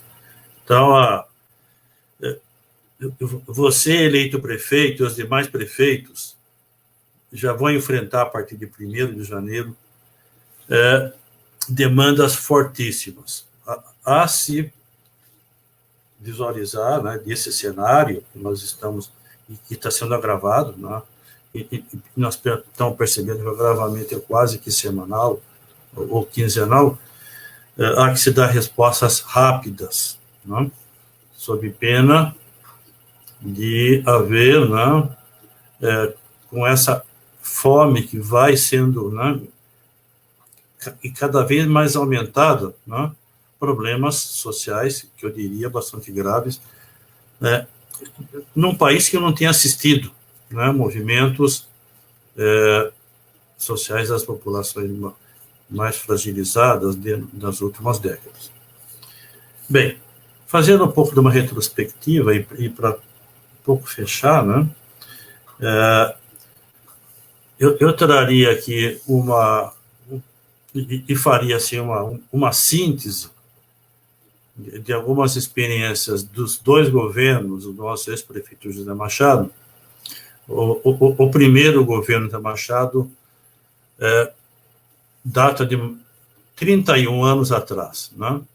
Então, 1989, 1992, quando nós pegamos a primeira grande crise, quando o presidente Sarney, né, já levava com suas políticas, naquela oportunidade, juros altos, né, um problema seríssimo, né, da população, levando uma grande parte da população à extrema pobreza.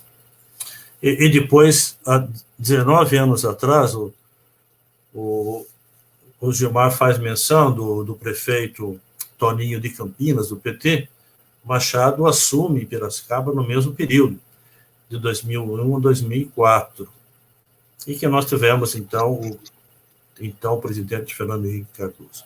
Foram 2 períodos distintos em que o prefeito Machado e sua equipe enfrentaram as questões do governo como um todo, em especial os relacionados ao abastecimento público municipal. Eu, somente para fazer um breve resgate, enquanto na Secretaria de Agricultura e Abastecimento nós tínhamos 2 funções básicas, o que um pouco copia as demais prefeituras.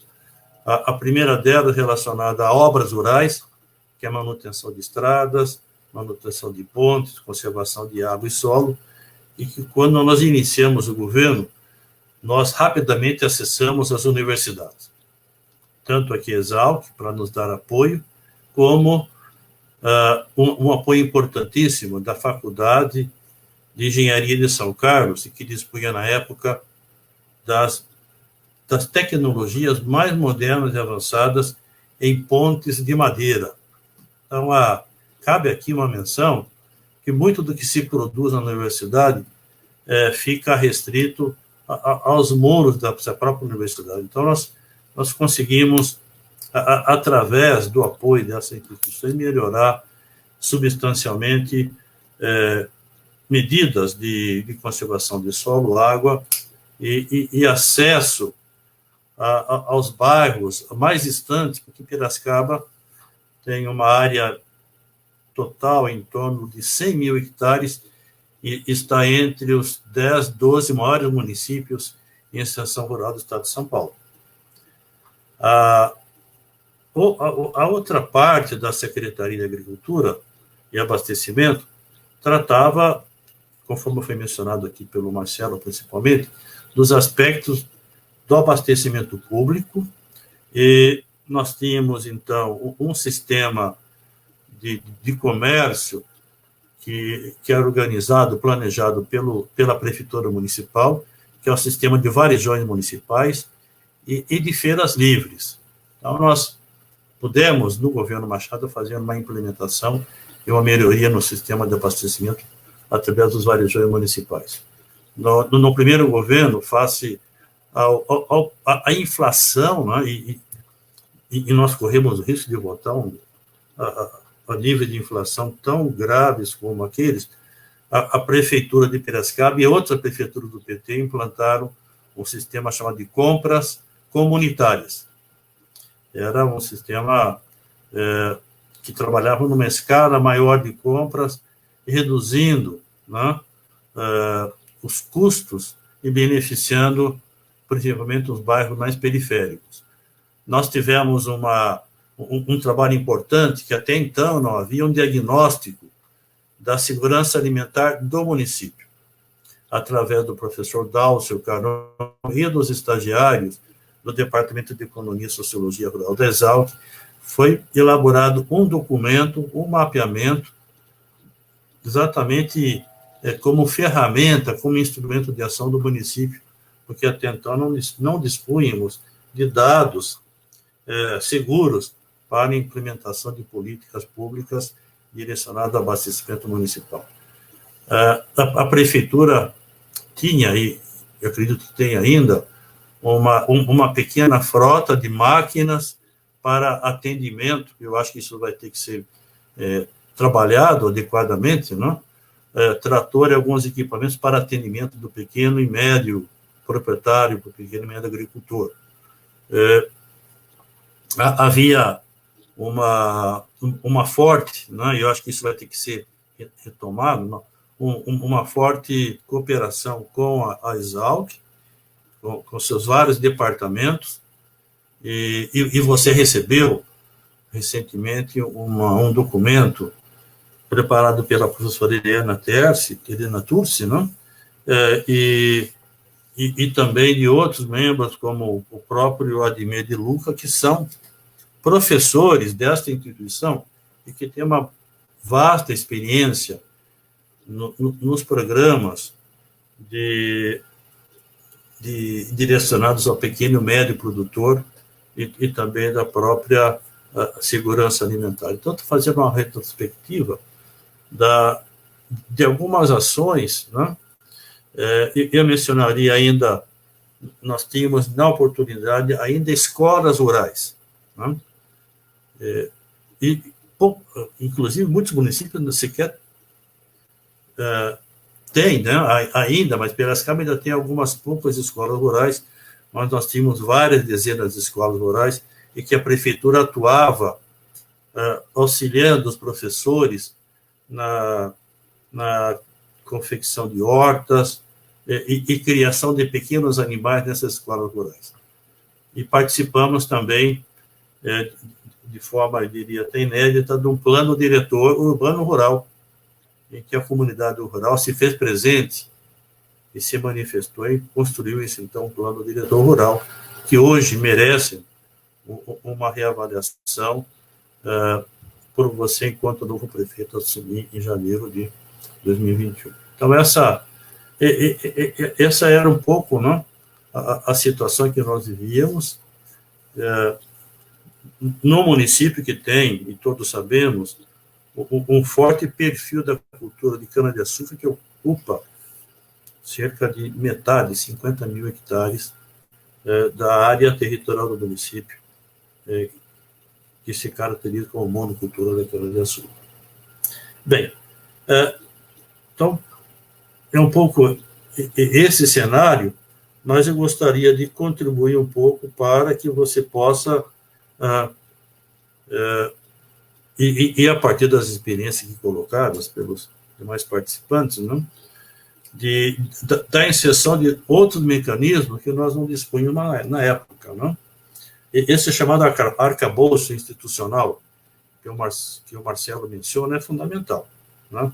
Há que se ter uma destinação de parte do orçamento, né, através de lei, para que programas dessa natureza possam ser implementados. Esse é um ponto importante. Né? Substituindo, talvez total ou parcialmente, esses recursos, como foi mencionado, do Programa de Aquisição de Alimentos, PA, da companhia da Conab, né? Ou através, né, de uma articulação de prefeitos, fazendo pressão junto ao governo estadual e federal para viabilizar essas políticas públicas que estão sendo desmontadas pelo governo federal e estadual, como aqui foi mencionado. Então, você como prefeito vai ter uma função importante pela sua sensibilidade, pela sua visão holística, de fazer essa articulação. Não? Porque a questão da segurança alimentar e da agricultura familiar não vai ser resolvida somente no âmbito do município. Dificilmente. Não? Mas você vai ter que trabalhar regionalmente, como fez o José Machado quando trabalhou com o Comitê de Bacias. Machado traz, já no Portugal, uma nova visão de uma intervenção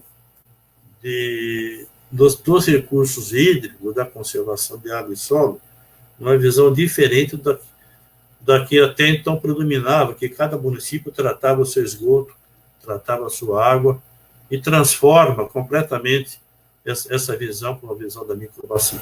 Então, a segurança alimentar, cada município tem que agir, sim, mas você consegue potencializar a política de modo que você trabalhe regionalmente. Foi mencionado aqui essa questão dos parceiros, não? Em Araraquara, a sociedade civil, os clubes de serviço. Aqui nós temos as universidades também, né? Importantes, parceiros, né?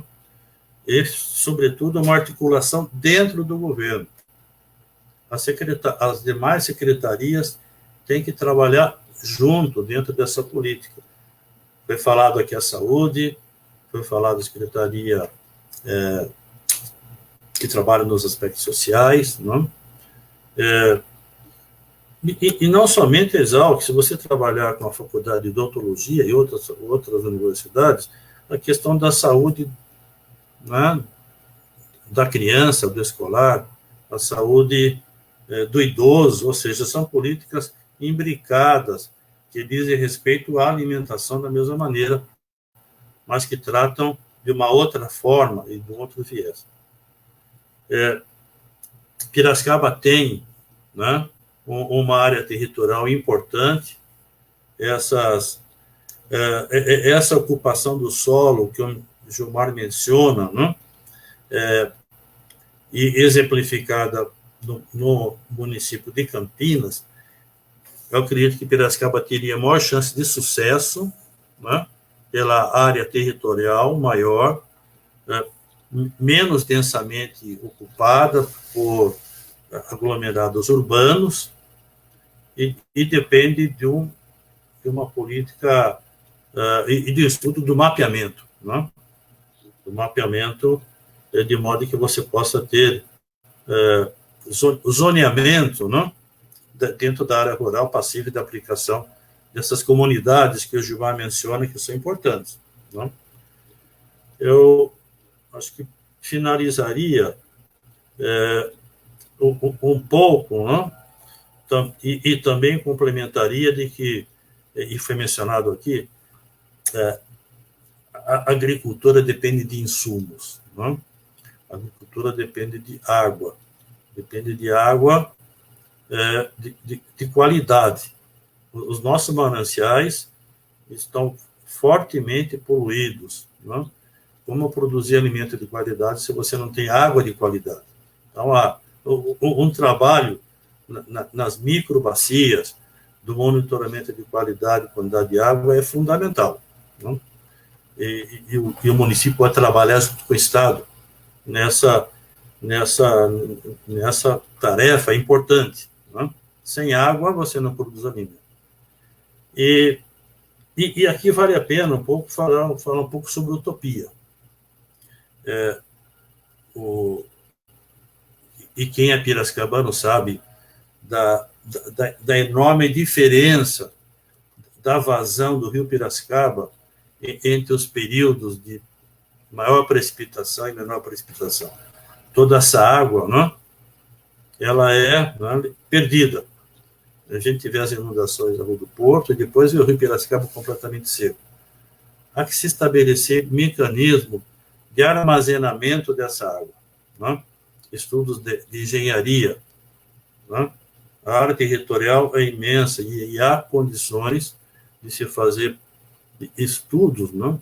Que possa propiciar armazenamento de grande volume de água, a exemplo do que se faz na Europa, não? E que se faz nos Estados Unidos.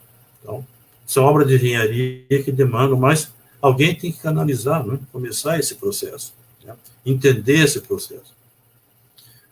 Eu me lembro quando do Comitê de Bacias, se falava lá em cima, né? Da construção de reservatórios de água, não para fins de produção de energia, mas para armazenamento de água. Esse foi o compromisso do Estado, quando da reversão de parte da água da bacia do Piracicaba para São Paulo. E esses reservatórios de água nunca foram construídos, e que seria uma solução para a regularização da vazão do Piracicaba nos momentos de seca. Mas nós podemos fazer isso no município ou regionalmente. E para um pouco encerrar, eu diria essa questão da utilização dos terrenos, das áreas urbanas e periurbanas. Piracicaba, por uma política de especulação imobiliária, ela amplia, né, o perímetro urbano. E nós temos extensas áreas, extensos terrenos, e que podem ser objeto de produção de alimentos. No governo Machado, nós incentivamos, tínhamos, inclusive, legislação amparando o desconto de taxa de água e de IPTU para terrenos, né, que produzissem alimentos, principalmente hortaliças. Há que se ter uma coordenação nos bairros, né, com centros comunitários, para que você possa desenvolver um processo local, né, tanto de fixação de mão de obra, como de produção de alimentos. E, finalmente, né, para não me estender demais, eu gostaria de mencionar a questão de produção de alimento de valor agregado. Né? Isso é importante. Tecnologia não falta talvez a vontade política para você poder produzir esse alimento e até, né, a proteína animal. Nós temos aí exemplo de granja, né, produzindo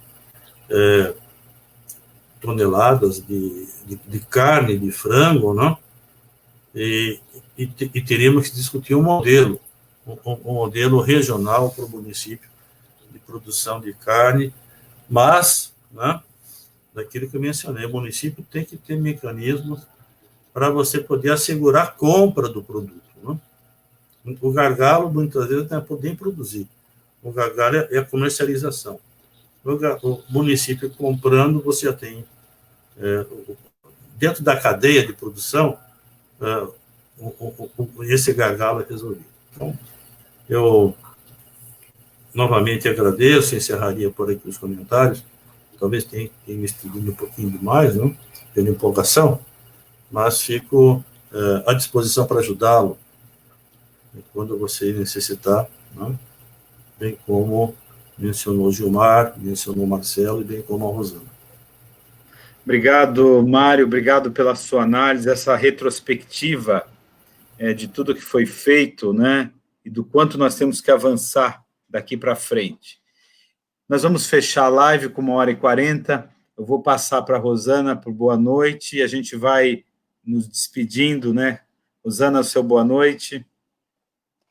Boa noite. Em primeiro lugar, quero agradecer a Adelino por ter a oportunidade de participar dessa live, tão enriquecedor o conhecimento dessas pessoas. No início, eu disse que eu me sinto uma formiguinha perto desses gigantes que falaram aí, mas eu espero ter podido contribuir e torço para que daqui alguns dias a gente possa ver você vencedor lá na frente e que possa ajudar a implementar as políticas de SAM nesse município que eu conheço e que acho lindo essa cidade, tá? Como você elogiou a minha, eu também estou elogiando a sua. Eu fui 2 vezes em Piracicaba e achei uma cidade muito linda.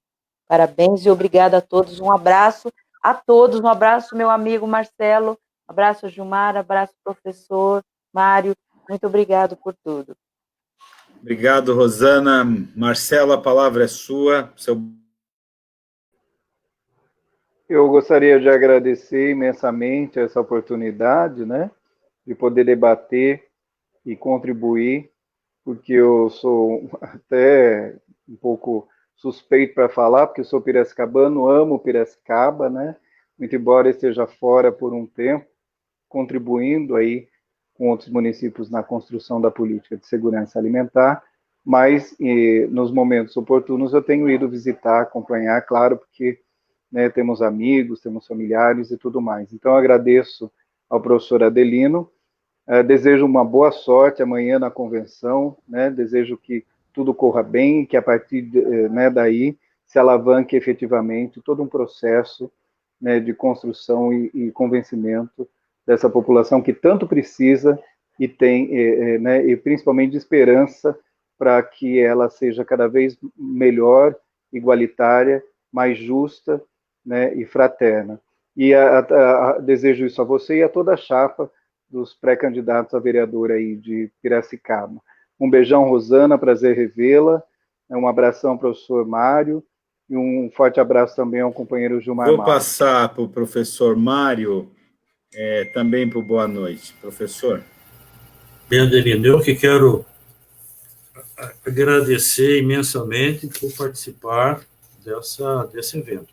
Para mim foi uma grande honra compartilhar o tempo com o Gilmar. Né? Como mencionei, o Gilmar tem vindo regularmente aqui a Exalc. Aquele anfiteatro do Departamento de Engenharia fica lotado, não? São pessoas que estão ávidas para conhecer um pouco de justiça social, agricultura, e conhecer certamente o trabalho feito pelo MST. Quero mandar um abraço e agradecer também a Rosana pelo que eu aprendi, né? E ao Marcelo, né? E principalmente a você, Adelino, pela coordenação desse trabalho. Eu tenho aprendido muito nas lives, né? E não só parabenizá-lo pela iniciativa, mas também pela coordenação e desejar, né? E estamos todos aqui dentro desse mesmo barco, né? Esperamos que esse barco nos leve a um porto, né, feliz, que nossos projetos sejam concretizados. Também agradecer aqueles que estão ouvindo, em especial nossos candidatos a vereador. Né? Temos que fortalecer também, não só o executivo, mas o legislativo, elegendo alguns vereadores, né, o máximo possível, vereadores do PT e dos partidos que fazem parte da coligação. Você poderia falar um pouquinho depois. Então, muito abraço a todos. Muito obrigado. Obrigado, professor. Eu vou passar a palavra ao Gilmar Mauro, primeiro agradecendo, pedindo que ele feche a live, a nossa homenagem, Gilmar, ao MST, né, que tanto nos ensina na luta política, na organização, e que falamos, né, o professor Mário falou da utopia, o MST nos aponta sempre a utopia, né? essa perspectiva de uma sociedade que pode ser muito diferente. Eu venho, Gilmar, das comunidades eclesiais de base e conheci o MST numa outra perspectiva. Eu sempre fui da cidade, né? Mas nas pastorais da terra, ia muito para o sul. Então, quero dizer da alegria que é estar aqui com você e poder dialogar sobre projetos tão importantes, né, que apontam um caminho para o nosso país. Queria que você fechasse a live, para o seu boa noite, e com a mensagem aí, o nosso carinho ao MST. Te agradeço muito, professor Adelino. Peço desculpas ao Mário e à Rosana, que em 2 ocasiões que vocês estavam falando, caiu minha internet aqui, parte eu não consegui ouvir, mas retomei. Foi muito bom ter participado junto com vocês, Rosana, professor Mário, Marcelo, fazia tempo que não via o Marcelo. Nós estamos à disposição, eu agradeço a oportunidade de estar com você e nos colocamos à disposição de vocês para qualquer coisa. Ainda temos muito a crescer, muitos combates a fazer, espero que o mais rápido possível consigamos nos encontrar todos pessoalmente. A agricultura nos ensina uma coisa bem simples, e termino com isso. Se nós quisermos colher abacates, nós precisamos plantar abacateiros. Não adianta querer plantar limão e fazer uma transgenia para tentar virar abacate. Portanto, se nós quisermos justiça, se nós quisermos solidariedade, se nós quisermos igualdade entre homens e mulheres, se nós quisermos uma sociedade sem discriminação, é preciso plantar. Aqui e agora, naquilo que a gente faz. Plante isso, Adelino, e venceremos. Grande abraço. Uma boa noite a todos. Vamos juntos com esperança sempre. Muito obrigado. Uma boa noite. Obrigado, pessoal. Até mais. Um abraço.